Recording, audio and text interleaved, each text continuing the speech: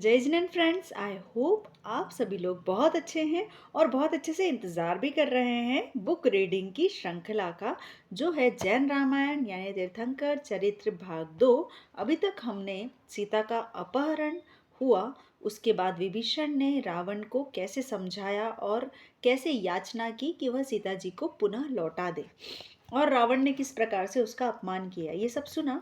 आइए आज हम देखते हैं कि सीता की खोज में नए क्लू क्या मिलते हैं। सीता के विरह से रामभद्र जी।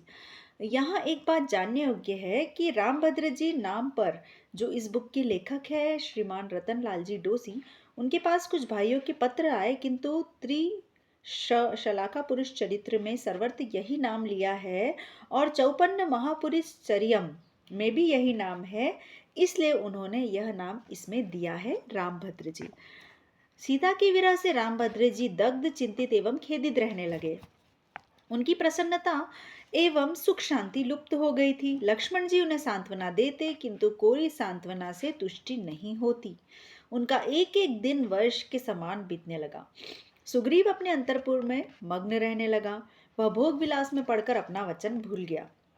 जब लक्ष्मण जी को अनुभव हुआ कि सुग्रीव भोग विलास में अपना कर्तव्य ही भूल गया, तो वे कुपित हो गए और धनुष बाण तथा खड्ग लेकर नगरी में आए। उनके कोप युक्त आगमन से भूमि कंपित होने लगी, मार्ग के पत्थर चूर्ण होने लगे। उनका कोप युक्त मुख देखकर द्वारपाल भयभीत हो गए और नम्रता पूर्वक पीछे हट गए। जब सुग्रीव को लक्ष्मण जी के आगमन की सूचना मिली, तो वह दौड़ा हुआ उनके निकट आया और हाथ जोड़कर खड़ा रहा। लक्ष्मण जी क्रोधावेश में बोले, कपिराज, तुम तो कृतार्थ हो गए, तुम्हारा दुख मिट गया। अब भोगासक्त होकर अंतःपुर में ही निमग्न हो गए। तुम्हारे स्वामी रामभद्र जी वन में वृक्ष के नीचे बैठे हुए दुखपूर्ण समय व्यतीत कर रहे हैं, इसका तुम्हें भान ही नहीं रहा। तुम अपना वचन भी भूल गए। क्या तुम्हें भी साहस गति के रास्ते यमधाम जाना है? चल साथ हो जा और सीता जी की खोज प्रारंभ कर।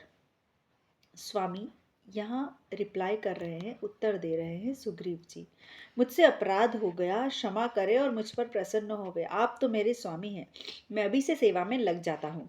सुग्रीव ने लक्ष्मण जी को शांत किया और उनके साथ रामभद्र जी के पास आकर प्रणाम किया।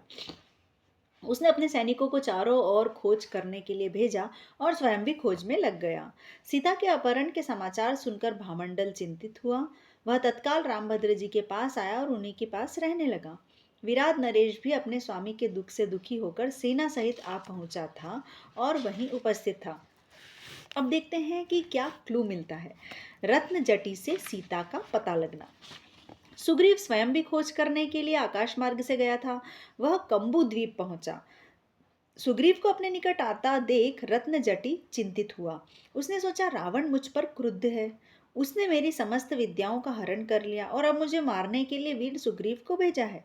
वह इस प्रकार चिंतामग्न था कि सुग्रीव उसके पास ही आ गया और बोला, अरे रत्न जटी, क्या तू मुझे पहचानता नहीं? यहाँ क्या कर रहा है? महानुभाव, रावण ने मेरी दुर्दशा कर दी, ये बोल रहा है रत्न जटी। रावण सीता का हरण करके ले जा रहा था। मैंने सीता का विलाप सुनकर रावण का सामना किया, तो उस दुष्ट ने मेरी समस्त विद्याएं हरण कर ली। बस उसी समय से मैं यहाँ पड़ा और यहीं भटक रहा हूँ। आप इधर कैसे पधारे? मैं सीता जी की खोज में ही आया हूँ। तू अच्छा मिला, चल मेरे साथ। सुग्रीव रत्नजटी को अपने साथ ले जाने लगा। सुग्रीव रत्नजटी को साथ लेकर रामभद्र जी के पास आया।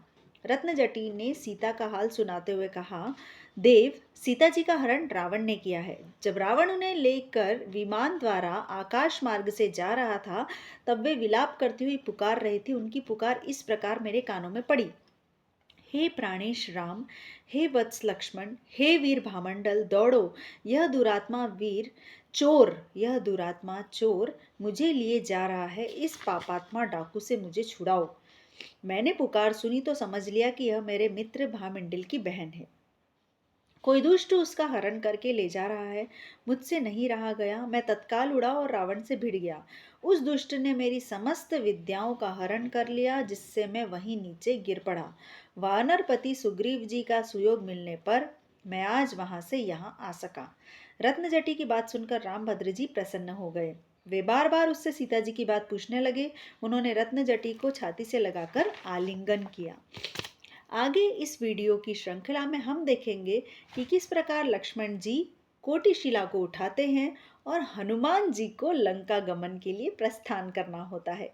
सुनते रहिए जैन रामायण तीर्थंकर चरित्र भाग 2। जय जिनेन्द्र।